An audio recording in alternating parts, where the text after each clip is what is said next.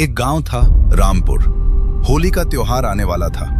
पूरे गांव में रंग, गुलाल और खुशियों की तैयारी चल रही थी। बच्चे पिचकारी खरीद रहे थे, औरतें गुजिया बना रही थीं, ढोलक की आवाज गूंज रही थी। लेकिन गांव के बाहर एक पुराना पुल था, जहां होली के दिन भी कोई नहीं जाता था। लोग कहते थे, उस पुल पर एक लड़की की आत्मा रहती है और उसे रंगों से नफरत है। शहर से राहुल अपने मामा के घर होली मनाने आया। मामा ने उसे चेतावनी दी, होली खेलना, लेकिन उस पुल के पास मत जाना। राहुल हंस पड़ा, भूत वूत कुछ नहीं होता। होली की रात थी। गांव में होली का दहन जल रहा था। सब लोग आग के चारों तरफ घूम रहे थे। राहुल के दोस्तों ने उसे चैलेंज दिया, अगर हिम्मत है तो पुल पर जाकर रंग फेंक कर आ। राहुल जोश में आ गया।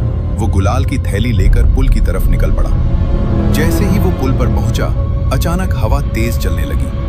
उसके हाथ का लाल गुलाल हवा में उड़ गया और सामने एक धुंधली आकृति बनने लगी। धीरे धीरे एक लड़की की परछाई साफ दिखने लगी।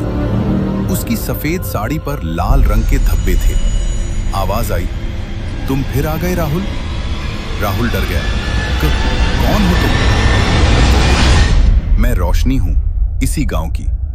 कई साल पहले होली की रात मुझे धोखे से यहां बुलाया गया था। रोशनी ने बताया, शहर से आए कुछ लड़कों ने उससे दोस्ती की थी। उसी में से एक राहुल था, जिससे उसे प्यार हो गया। लेकिन उसके दोस्तों को यह मंजूर नहीं था। होली की रात उन्होंने रंग के बहाने दोनों को पुल पर बुलाया। राहुल को धक्का देकर मार दिया और रोशनी को भी खत्म कर दिया। उस दिन से हर होली पर वो इसी पुल पर भटकती है। रंग देखकर उसे अपनी आखिरी रात याद आ जाती है। राहुल के शरीर में अजीब सा कंपन होने लगा। उसे पुराने दृश्य दिखने लगे, आग, रंग, चीखें। अचानक उसकी आंखें बदल गईं। रोशनी की आत्मा उसकी देह में समा गई। गांव वाले शोर सुनकर पुल पर पहुंचे।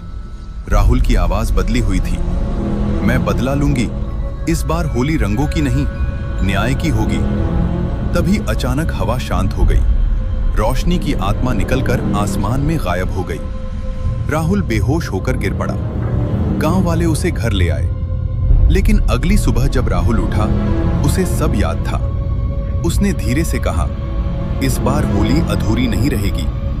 अगले भाग में राहुल और रोशनी मिलकर उन हत्यारों को ढूंढेंगे और होली की रात सच सामने आएगा।